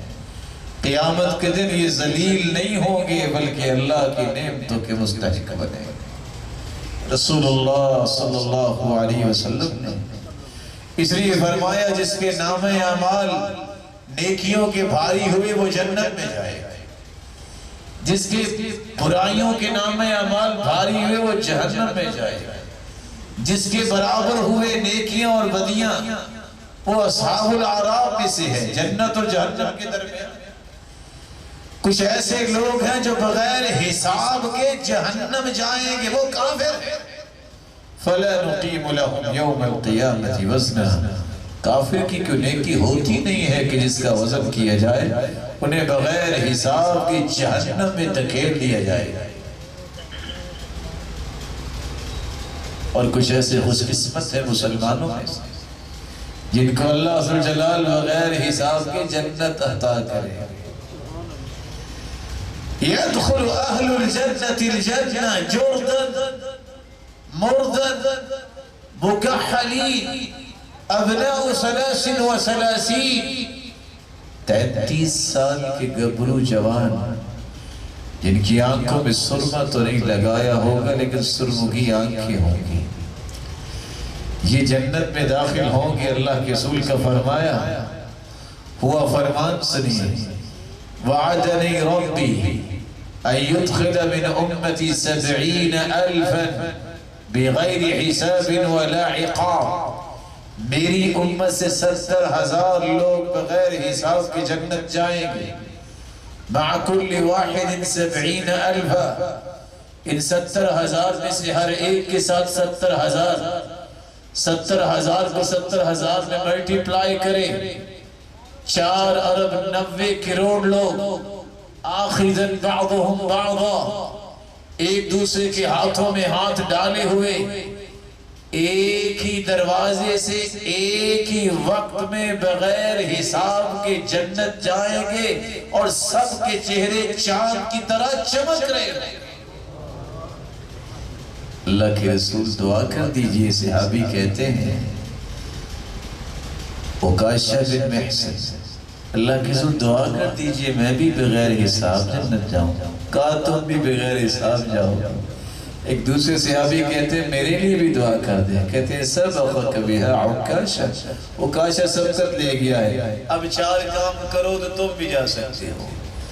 پہلا کام الذین لا یسترقون، وہ لوگ بغیر حساب کے جنت جائیں گے جو کسی بنگالی باوے نجومی کاہن کے پاس نہیں جاتے، پامس کے سامنے قسمت کا حال پوچھنے کے لیے ہاتھ نہیں پھیلاتے، اس طرح کے نجومیوں سے دم نہیں کرواتے، بلکہ کیا کرتے ہیں؟ اللہ پہ توکل کرتے ہیں، خود اپنے آپ کو دم کرتے ہیں. الذین لا یسترقون پہلی نشانی. ولا یتطیرون، فال نہیں نکالتے. ولا یکتوون، علاج تو اللہ نے اتارے ہیں لیکن ایسا علاج نہیں کرتے جس سے پتھر یا لوہے کو گرم کر کے ڈم لگائے جاتے ہیں جسم پہ، وہ ایسا علاج نہیں کرتے. وَعَلَىٰ رَبِّهِمْ يَتَوَكَّلُونَ، وہ اپنے رب پر توکل کرتے ہیں. یہ 4 چیزیں جو اختیار کرے گا بغیر حساب کے جنت جائے. اور وہ بھی خوش نصیب ہے جس کو دیکھ کے اللہ ذوالجلال مسکرائیں گے، اس کا بھی حساب نہیں ہوگا. وہ کون ہے جس کو دیکھ کے اللہ ذوالجلال مسکراتے ہیں؟ سخت سردی ہے، نرم و ملائم بستر ہے، بیوی بھی ہے، بچے بھی ہیں. وہ نرم و ملائم بستر بھی چھوڑتا ہے، بیوی بچوں کو بھی چھوڑتا ہے، تہجد پہ کھڑا ہو جاتا ہے. اللہ دیکھ کے مسکراتے ہیں، اس کا بھی حساب نہیں. قافلے کے ساتھ ایک شخص جا رہا ہے، رات کا آخری پہر ہے، سارے تھک جاتے ہیں، سارے سو جاتے ہیں، یہ بھی تھکا ہوا ہے، لیکن یہ وضو کر کے اللہ اکبر کہتا ہے، اللہ کے سامنے کھڑا ہو جاتا ہے. اللہ فرشتوں سے کہتے ہیں دیکھ رہے ہو میرے بندے کو، لو شاء رقد، یہ چاہتا تو یہ بھی سو سکتا تھا. اللہ دیکھ کے مسکراتے ہیں، اس کا بھی حساب نہیں. ایک شخص مال اور گھوڑا لے کے نکلتا ہے، مال بھی اللہ کی راہ میں لٹا دیتا ہے، شہید ہو جاتا ہے. اللہ اس کو دیکھ کر بھی مسکراتے ہیں، اس کا بھی حساب نہیں. یمن کی ایک عورت آئی، اس نے آ کے کہا اللہ کے رسول دعا کر دیجئے. آپ نے فرمایا خوشخبری سنا دوں؟ کہا کیوں نہیں؟ کہا تم صبر کر لو بیماری کے اوپر، لا حساب علیک، تم صبر کرو گی قیامت کو تیرا حساب نہیں. اللہ کے رسول نے خوشخبری سنی. وَأَنَّ أَعْمَالَ بَنِي آدَمَ وَقَوْلَهُمْ يُوزَنْ وَفِي رِوَایَةٍ تُوزَنْ. امام بخاری کہتے ہیں انسانوں کے اعمال بھی تولے جائیں گے، اقوال بھی تولے جائیں گے. وَقَالَ مُجَاهِدْ القسطاس العدل بالرومیہ. مجاہد ابن جبل 102 کو فوت ہوئے. سیدنا عبداللہ ابن عباس کی ارشد تلامذہ میں سے یہ واحد ہستی ہے تابعین میں سے جس نے عبداللہ ابن عباس سے پورا قرآن مجید 3 مرتبہ ایک آیت کر کے پوری تفسیر پڑھی. مجاہد ابن جبر فرماتے ہیں القسطاس یہ رومی زبان میں عدل کے معنی میں ہے، یہ ان کا خیال ہے. وَيُقَالُ الْقِسْطُ مَصْدَرُ الْمُقْسِطِ، اور یہ بھی کہا گیا کہ قسط یہ مقسط کا مصدر ہے. طلباء جانتے ہیں اقسط اقساطا فَهُوَ مقسط. القسط یہ قاسط، قاف سین اور تا اس کا مصدر ہے، لیکن اقسط یقسط اقساطا آتا ہے مصدر. کیوں امام بخاری نے کہہ دیا؟ اور اس کا مطلب ہے عادل عدل کرنے والا. اور ساتھ یہ بھی کہا کہ یہ جائر کے معنی میں ہے. جب یہ قاسط یقسط وَأَمَّا الْقَاسِطُونَ فَكَانُوا لِجَهَنَّمَ حَطَبًا۔ اگر صرف کے قواعد پڑھے ہیں ان پیارے بچوں نے، مستقبل کی روشن ستاروں نے، تو یہ جانتے ہیں اقسط یقسط اقساط جو ہے یہ باب افعال ہے۔ زوائد کو حذف کر دیا جائے تو سلب ماخذ کا قاعدہ لگتا ہے، عدل کو دور کیا تو ظلم بن گیا۔ اما القاسطون فکانوا لجہنم حطبا، جنوں کے بارے میں اللہ فرماتے ہیں جو ظالم جن ہیں یہ جہنم میں جائے۔ جس طرح انسان ظلم کرنے والے جہنم کا ایندھن بنیں گے، جن بھی جہنم جائیں گے۔ اور آپ کے علم میں ہونا چاہیے جن نیک بھی ہوتے ہیں، جن بد بھی ہوتے ہیں۔ کنا طوائق قددا، جس طرح انسانوں کی تنظیمیں، جماعتیں اور فرقے ہیں، جنوں کے بھی فرقے ہیں۔ یہ قرآن کہہ رہا ہے۔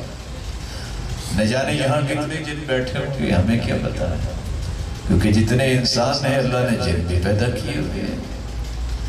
اس لیے انسان کو جنوں سے ڈرنا نہیں چاہیے۔ جس کو قرآن و سنت سے محبت ہے وہ بزدل نہیں ہوتا۔ آپ کے علم میں ہونا چاہیے کہ جن جو ہے یہ انسانوں سے ڈرتے تھے اور آج بھی ڈرتے ہیں۔ یہ مصیبت جو آئی ہے یہ مشرکوں کی وجہ سے آئی۔ جن تو ڈرتے تھے انسانوں سے، لیکن مشرکین جب کسی وادی میں پڑاؤ ڈالتے تو کہتے اعوذ بسید ھذا الوادی، میں اس وادی کے سردار جن کی پناہ طلب کرتا ہوں۔ انہوں نے کہا ہاں وَأَنَّهُ كَانَ رِجَالٌ مِّنَ الْإِنسِ يَعُوذُونَ بِرِجَالٍ مِّنَ الْجِنِّ فَزَادُوهُمْ رَهَقًا۔ انہوں نے کہا ہم ایسے ان سے ڈرتے تھے تو ہم سے ڈرتے انہیں اور ڈرانا شروع کیا۔ امام بخاری فرماتے ہیں وَيُقَالُ الْقِسْطُ مَصْدَرُ الْمُقْسِطِ وَهُوَ الْعَادِلُ وَأَمَّا الْقَاسِطُ فَهُوَ الْجَاهِلُ۔ پھر امام بخاری روایت لاتے ہیں احمد بن اشکاب سے اپنے استاد سے، وہ کہتے ہیں ہمارے استاد محمد بن فضائل نے بیان کیا، وہ روایت کرتے ہیں عمارہ بن قعقاع سے، وہ روایت کرتے ہیں ابو زرعہ سے۔ یہ ابو زرعہ محدث نہیں ہے، یہ ابو زرعہ جریر بن عبداللہ البجلی کے پوتے ہیں۔ وہ کہتے ہیں میں نے یہ بات سیدنا ابو ہریرہ سے سنی، اور سیدنا ابو ہریرہ رضی اللہ تعالی عنہ بیان کرتے ہیں میں نے اللہ کی رسول سے سنا ہے۔ کیا سنا ہے؟ کلمتان حبیبتان الی الرحمن، دو کلمے اللہ کو بڑے پیارے لگتے ہیں، خفیفتان علی اللسان، زبان پہ بڑے ہی ہلکے ہیں، ثقیلتان فی المیزان، لیکن نام اعمال میں بہت بھاری ہوں گے۔ وہ کون سے کلمے ہیں؟ سبحان اللہ و بحمدہ سبحان اللہ العظیم۔ اللہ تو ہی پاک ہے، اللہ کی پاکیزگی کے کلمے قیامت کے دن سب سے بھاری ثابت ہوں گے۔ امام کرمانی کہتے ہیں، امام بخاری نے باب باندھا ہے وَنَضَعُ الْمَوَازِينَ الْقِسْطَ لِيَوْمِ الْقِيَامَةِ، یہ آخری باب ہے، اشارہ کر رہے ہیں أَنَّهُ وَضَعَ كِتَابَهُ قِسْطَاسًا يُرْجَعُ إِلَيْهِ، لوگوں میں کتاب مکمل کر رہا ہوں، یہ بھی علمی میدان میں ایک ترازو ہے، کسی کا علم تولنا ہے تو صحیح بخاری میں تول دیا۔ یہی وجہ ہے کہ آج دنیا کے اندر جو صحیح بخاری نہیں پڑھا ہوتا اس کو لوگ عالم نہیں پورا مانتے۔ اس پہ اپنا علم پیش کرو، آپ کو پتہ چلے گا کہ آپ عالم ہیں کہ نہیں ہیں۔ امام بخاری نے خود وزن کیا ہے، نیت کا بھی وزن کیا ہے، فکر کا بھی وزن کیا ہے، طاقت کا بھی وزن کیا ہے، محبت اور نفرت کا بھی وزن کیا ہے۔ یہ سارے اوزان امام بخاری نے کر کے دکھائے۔ نیت کا کیسے وزن کیا ہے؟ آپ نے کتابیں پڑھی ہوں گی، نوجوان جانتے ہیں اکثر کتابیں کتاب الطہارہ سے شروع ہوتی، کتاب العلم سے شروع ہوتی۔ امام بخاری کی نیت کا اندازہ کیجئے، پہلی روایت لائے ہیں تو انما الاعمال بالنیات، اعمال کی قبولیت کا دار و مدار نیتوں پر ہے. اور پیغام دے رہے ہیں پڑھنے والوں اور پڑھانے والوں، میں تو نیت خالص کر کے لکھ رہا ہوں، تم پڑھتے اور پڑھاتے وقت بھی نیت خالص کر لو. نیت کو دیکھیں. امام بخاری نے اس کا خطہ بنایا ہے تو ریاض الجنہ. امام بخاری کا فکر دیکھیں. پہلی کتاب ہے کتاب الوحی. بتانا کیا چاہتے ہیں؟ اگر زندگی کو اللہ کی رضا میں گزارنا چاہتے ہو تو وحی کی اتباع کرو. وحی کے بغیر علم کوئی نہیں. علم وہی ہوتا جس کو اللہ نے وحی بنایا. اور آخری کتاب کتاب التوحید لے کر آئے اور اشارہ کیا کر رہے ہیں؟ من اراد ان یختم له بالتوحید فعلیہ بالوحی. جو چاہتا ہے کہ جس کی زندگی کا خاتمہ توحید پر ہو اسے وحی سے محبت کرنی چاہیے. من کان آخر کلامہ لا الہ الا اللہ دخل الجنہ. اس کی زندگی کے آخری کلمے لا الہ الا اللہ ہوں گے، یہ جنتی مہمان ہوگا. امام بخاری کی فکر دیکھیے، یہ کیسا انسان ہوگا. امام بخاری نے پہلی روایت بیان کی ہے. حدثنا الحمیدی عبداللہ بن الزبیر قال حدثنا سفیان بن عیینہ. حمیدی سے روایت عبداللہ بن زبیر، یہ وہ استاد ہیں جو مکے کے ہیں. آخری روایت بیان کی ہے حدثنی احمد بن اشکاب. وہ جو یہ روایت آخری احمد بن اشکاب نے بیان کی. پہلی روایت مکی سے اور آخری روایت مدنی سے. بتانا یہ چاہتے ہیں وحی کا آغاز مکہ سے ہوا اور اس کی انتہا مدینہ میں ہوئی. میں صحیح بخاری کا آغاز مکی استاد سے کر رہا ہوں اور ختم مدنی استاد پہ کر رہا ہوں. تعجب کی بات ہے، پہلی حدیث بھی غریب اور آخری حدیث بھی غریب. کیوں ایسا کیا امام بخاری نے؟ بدأ الاسلام غریبا وسيعود غریبا. تھوڑے لوگوں میں اسلام شروع ہوا ہے اور قریب ایسا وقت آئے گا تھوڑے لوگ ہی سچا اسلام لے کے رہیں گے، لوگ اسلام کو بھول جائیں. امام بخاری نے نیت کا بھی وزن کیا ہے، امام بخاری نے فکر کا بھی وزن کیا ہے، اور امام بخاری نے عقل کا بھی وزن کیا ہے. عقل وہ ہے جو قرآن و حدیث کے تابع ہو، جو اپنے بڑوں کے تابع نہ ہو، قرآن و حدیث کے تابع. المنقاد لشرع اللہ، شریعت کے تابع جو عقل ہوتی ہے اس کے فوائد نکلتے ہیں. اس کی دو مثالیں میں پیش کیے دیتے ہیں. ایک مثال امام بخاری نے صحیح بخاری میں پیش کی. جس عورت کا خامن گم ہو جائے تو کتنے سال کے بعد وہ شادی کر سکتی؟ مالکیہ کہنے لگے 4 سال تک انتظار کرے گی، اس کے بعد جو ہے وہ شادی کر لے گی.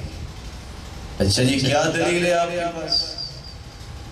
وہ جی بیہقی میں سیدنا عمر کا فتویٰ ہے کہ 4 سال انتظار کرو، پھر 4 سال کے بعد مزید جو ہے 4 مہینے 10 دن انتظار کرو، نکاح کر. امام بخاری نے کچھ نہیں کہا. احناف کہنے لگے نہیں، 120 سال جب عورت کی عمر ہو جائے تو پھر یہ آگے نکاح کر سکتی ہے. کمال کی بات ہے، 120 سال. یہ عقل کا وزن امام بخاری نے کیا ہے. وہ اللہ کی بندو حدیث کہتی ہے اعمار امتی ما بین 60 الى 70. میری امت کی ریشہ عمر 60 سے 70 سال ہے. کتنے لوگ 100 سے اوپر جاتے ہیں؟ اگر کسی عورت کا خامن گم ہو جائے تو 120 سال تک بیٹھی رہے تو تمہاری ہوش ٹھکانے. وہ 120 سال تک زندہ بھی رہے تو 21ویں سال شادی کون کرے گا اس سے؟ امام بخاری نے باب باندھا ہے. اور آپ کو حیرانگی ہوگی یہ سن کے کہ جب انسان قرآن و سنت کو حجت نہیں مانتا، بڑوں کی بات کو کہتا ہے میرے بڑے اور میرے بڑے، پھر کیا کچھ کہہ بیٹھتا ہے۔ اس لیے کتاب لکھی گئی، لکھنے والا ایک بڑا نام ہے مولانا اشرف علی تھانوی رحمہ اللہ، کہتے ہیں الحیلۃ الناجحہ للحلیلۃ العاجزہ۔ میں نے یہ کتاب لکھی ہے، اس میں مسئلہ حل ہو گیا۔ مسئلہ کیا؟ 120 سال تک بیٹھی رہو۔ امام بخاری کہتے ہیں باب حکم المفقود فی اہلہ و مالہ، کسی کا مال گم ہو جائے 1 سال تک اعلان کرنا پڑتا ہے، جو گری ہوئی چیز مل جائے جس کی ہے اس کو دے دو، اگر نہیں کوئی آیا تو اس شرط پہ استعمال کر سکتے ہو، کوئی آئے گا تو دے دیں گے۔ یہ حدیث کہہ رہی ہے گری ہوئی چیز کا حکم، لقوہ اسے کہتے ہیں۔ اور پاکستان کے اندر دین کیا ہے؟ وہ کیا پنجابی میں کہتے ہیں؟ لبی شے خدا دینا۔ یہ حدیث نہیں، یہ جرم ہے۔ حدیث یہ کہتی ہے 1 سال اعلان کرنا پڑے۔ اس لیے امام بخاری نے مال کے حوالے سے جس عورت کا خامد گم ہو جائے اس کے حوالے سے بھی بیان کیا 1 سال انتظار کر۔ روایت لائے ہیں یزید مولا منبعث کی، فتویٰ لائے ہیں امام زہری کا، روایت لائے ہیں عبداللہ بن مسعود سے کہ لوڑی خریدی، مالک گم ہو گیا، 1 سال کے بعد صدقہ کر دیا۔ وزن کیا ہے عقل کا۔ قرآن کہتا ہے کہ تم نے بیٹے کو بیٹی کو دودھ پلانا ہے، ماں نے تو کیسے؟ حولین کاملین۔ کاملین کا مطلب کیا ہوتا ہے؟ 2 سال مکمل۔ کچھ لوگ کہتے ہیں نہیں 2.5 سال پلانا چاہیے۔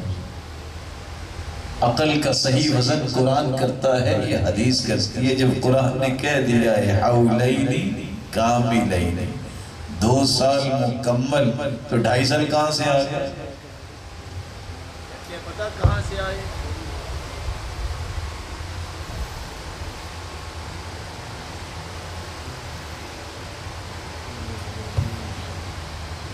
کہتے ہیں پتہ کس بات سے سمجھ آئی ہمیں؟ ساتھی ناراض نہیں ہو گیا ہم سے؟ کہتے جی 500 آیتیں احکام کی ہے قرآن میں، 2000 حدیثیں احکام کی ہوگی 2500۔ بھائی مسئلے ہمارے 5000 سے زائد ہے، باقی تو کچھ گھڑنے ہی پڑیں گے نا۔ وہ ایک وقت تھا جب پاکستان کے علماء میں سے ایک نام تھا، مناظرہ کرنے کے لیے آئے تھے ایک عالم جو اہل حدیث تھے، انہوں نے پانی پیا، مناظرہ کیا اور فارغ۔ اور مولانا عمر اچروی صاحب انہوں نے 500 روپے لیا، انہوں نے کہا بھی ہار بھی گئے ہو، تم نے کیا کیا؟ اس نے تو کچھ لیا ہی نہیں ہے۔ کہتے ہیں اس نے تو سیدھا قرآن پڑھنا تھا، وہ پڑھا اور حدیث پڑھنی تھی، مجھے تو کچھ گھڑنا بھی پڑتا ہے نا، اس کی محنت تو ہونی چاہیے۔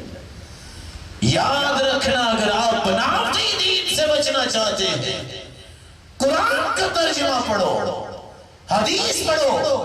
میں آپ سے عادت کہوں گا اگر اپنی نسلوں کو صحیح دین دینا چاہتے ہو، ٹی وی لاؤنج کا لفظ مٹا کے قرآن لاؤنج بناؤ، حدیث لاؤنج بناؤ۔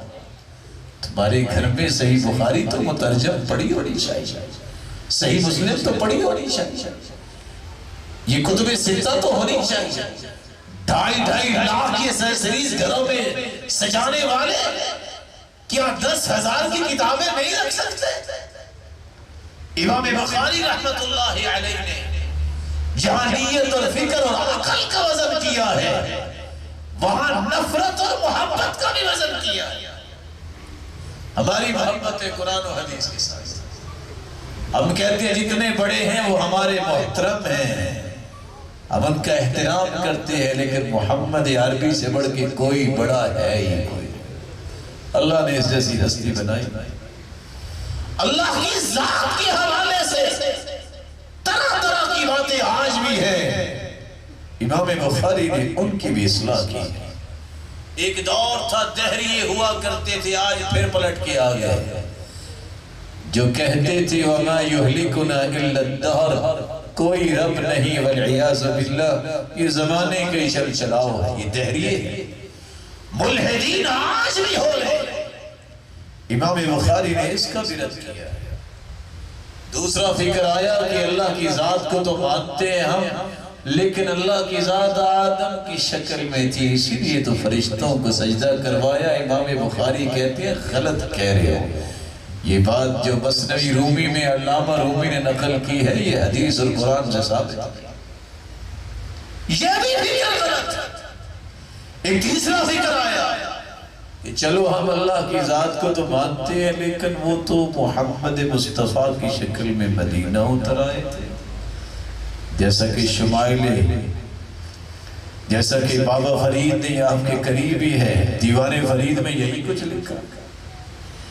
چوتھا فکر آیا کہ اللہ کی ذات تو ہے جو آپ کو انسانوں میں نظر آتی ہے، اس لیے کہتے ہیں دل نہ توڑنا، اس میں اللہ رہتا ہے۔ پتہ نہیں یہ کس حدیث میں آیا؟ شمائل امدادیہ میں یہی کچھ لکھا ہے، لیکن کون سمجھائے؟ آج ایک پانچواں فکر بھی آ گیا جو سب سے مہلک فکر ہے۔ دنیا میں جو بھی چیز نظر آتی ہے یہ اللہ ہی اللہ ہے۔ آپ نے شعر بھی سنے ہوئے ہوں گے، ما فی قلبی الا اللہ۔ یہ کون کہا کرتا تھا؟ یہ منصور حلاج جس کو سولی پہ لٹکا دیا گیا تھا، وہ کہتا ہوتا تھا ما فی جبتی الا اللہ، یہ میں نے جبہ پہنا ہے اس کے اندر اللہ رہتا ہے۔ نعوذ باللہ، اپنے آپ کو اللہ ہی کہتا ہے۔ امام بخاری نے اس کا بھی رد کیا، اور ابن عربی جس کو آج پرموٹ کیا جا رہا ہے، شاذلی کے نام سے جگہ جگہ پروگرامز ہو رہے ہیں، وہ کون سا منہج ہے جس کو لوگ آگے لا کر لانا چاہتے ہیں؟ یہی ابن عربی کہا کرتا تھا وَمَا الْكَلْبُ وَالْخِنْزِيرُ إِلَّا إِلَٰهُنَا، والعیاذ باللہ کہ کتا اور خنزیر میں اس کو بھی رب مانتا ہوں کیونکہ اس کے اندر بھی انوار الہی نظر آتی ہیں۔ لا حول ولا قوت الا باللہ۔ امام بخاری نے ثابت کیا ہے اللہ کی ذات ہے بائن عن خلقی، وہ مخلوق سے جدا ہے، وہ ذات کے اعتبار سے عرش پر ہے، اور اپنے علم اور قدرت کے اعتبار سے دنیا کے ذرے ذرے میں ہے۔ اس لیے یہ نہ کہا کرے میں اللہ کو حاضر ناظر جان کے کہتا ہوں، اللہ ناظر تو ہے لیکن ذات کے اعتبار سے نہیں، علم و قدرت کے اعتبار سے حاضر ہے، ذات کے اعتبار سے اللہ عرش پر ہے۔ الرحمن علی العرش استوى ای علا وارتفع، اللہ مستوی علی العرش ہے، بلند اور قائم ہے۔ اس لیے صحیح مسلم کی روایت ہے جب ایک لونڈی کو آزاد کرنے لگے صحابی اللہ کے رسول کے پاس آئے، میں اس لونڈی کو آزاد کرنا چاہتا ہوں، کر دوں؟ آپ نے 2 سوال کر کے اس کے امتحان لیا، پوچھا این اللہ، بتاؤ اللہ کہاں ہے؟ اس لونڈی نے کہا اشارت بیدہا الی السماء، اللہ آسمانوں میں۔ قال من انا، بتاؤ میں کون ہوں؟ قالت انت رسول اللہ، اللہ کے سچے رسول ہے۔ فرمایا اعتقا فانہا مؤمنہ، اسے آزاد کر دو، یہ مومنہ عورت ہے۔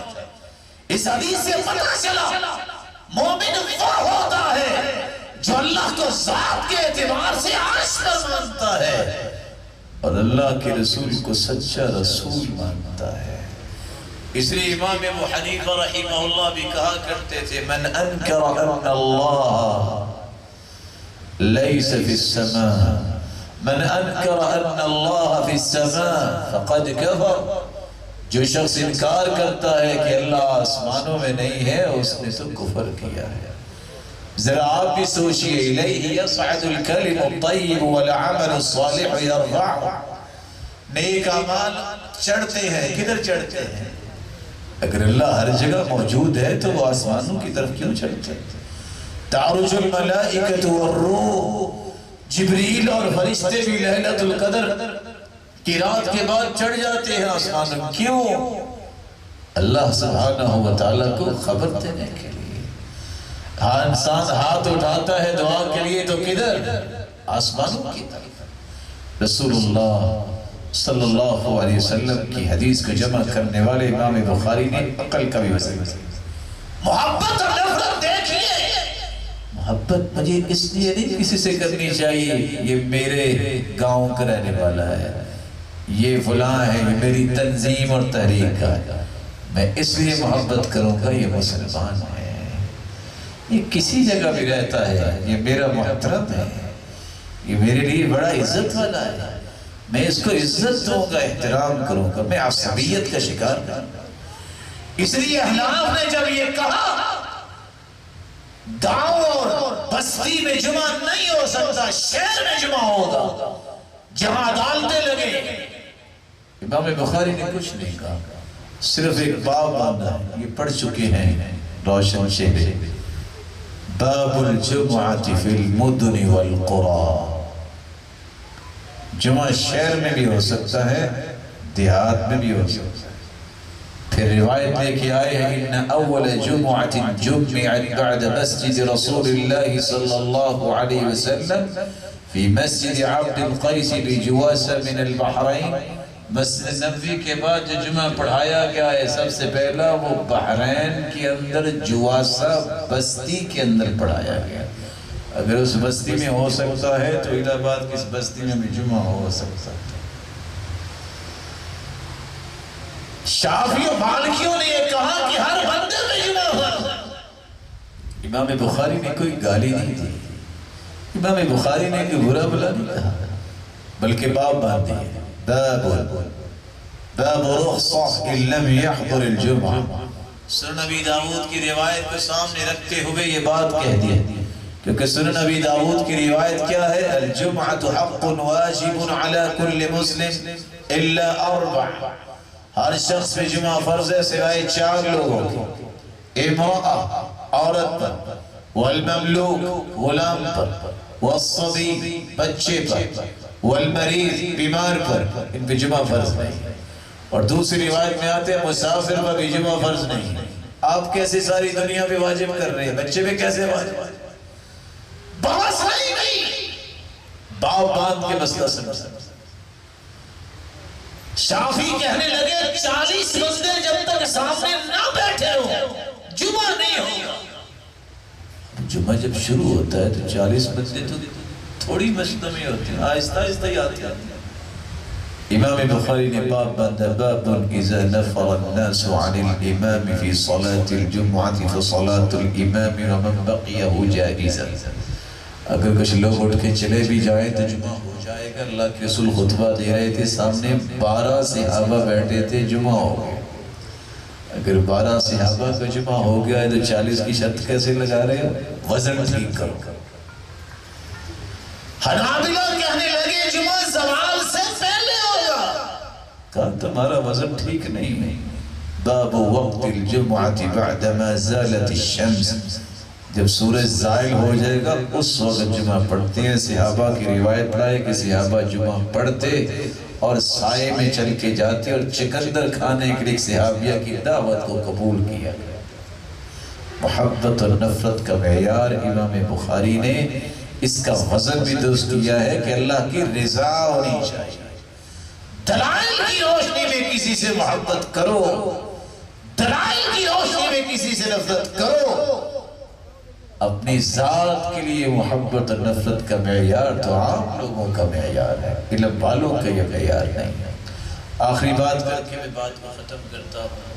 امام بخاری رحمت اللہ علیہ نے سبحان اللہ و بحمدہ سبحان اللہ العظیم یہ روایت ہے۔ حدیث کے الفاظ ہے افضل الکلام، دوسری روایت میں آتا ہے احب الکلام الی اللہ، اللہ کی ہاں سب سے فضیلت والی اور محبوب ترین کلام ہے سبحان اللہ والحمد للہ ولا الہ الا اللہ واللہ اکبر۔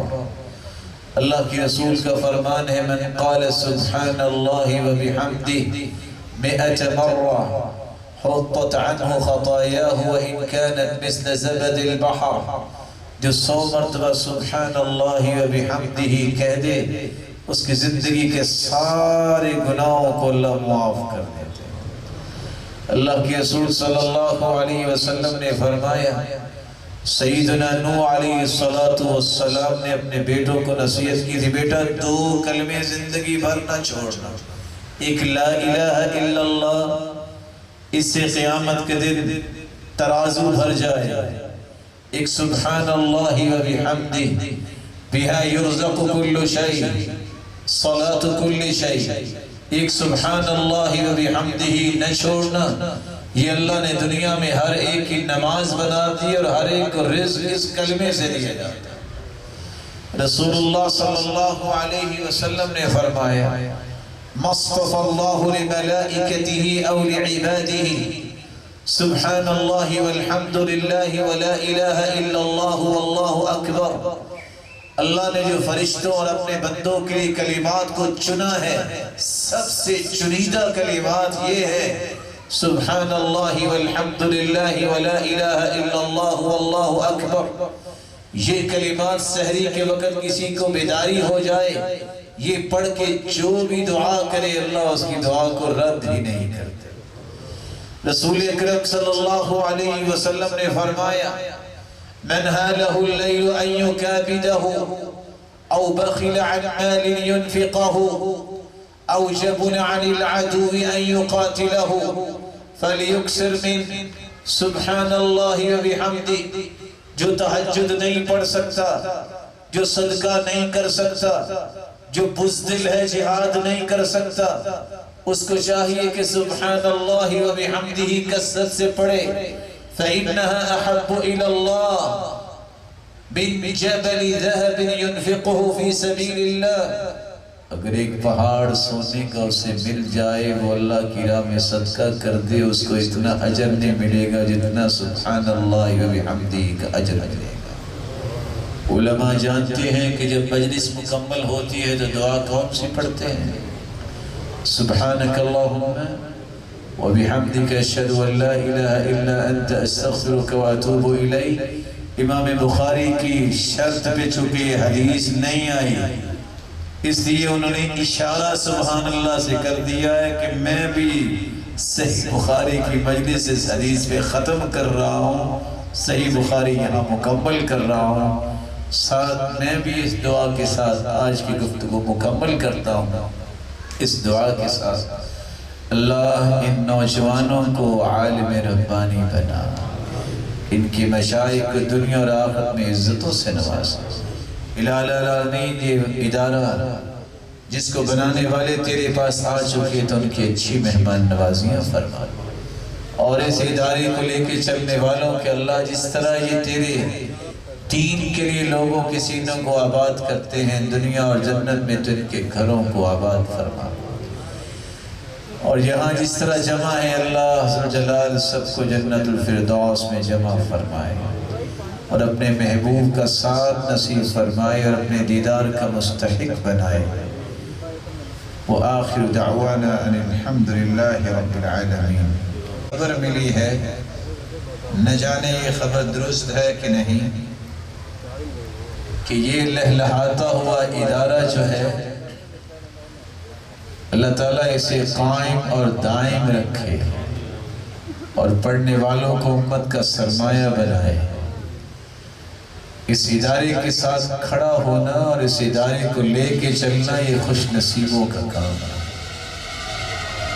اپنے تائیں دیکھیے کہ کہاں اس ادارے کے ساتھ ہم کھڑا ہو سکتے ہیں، اچھا مشورہ، اچھی رائے، وقت، صلاحیت، مال، جو بھی اللہ نے کسی کو توفیق دی ہے، یہ دین کی درسگاہیں اصل میں دین کے قلعے ہیں، اور سچی بات ہے جو دین اس وقت دنیا میں نظر آ رہا ہے وہ یہ مساجد اور مساجد کا ہی کردار ہے، کہ یہ مراکز اور مساجد کا ہی کردار ہے کہ آج دین باقی ہے۔ اللہ تعالی ہمیں ہر وقت ان اداروں کو قائم رکھنے کے لیے کوشش کرنے کی توفیق عطا فرمائے۔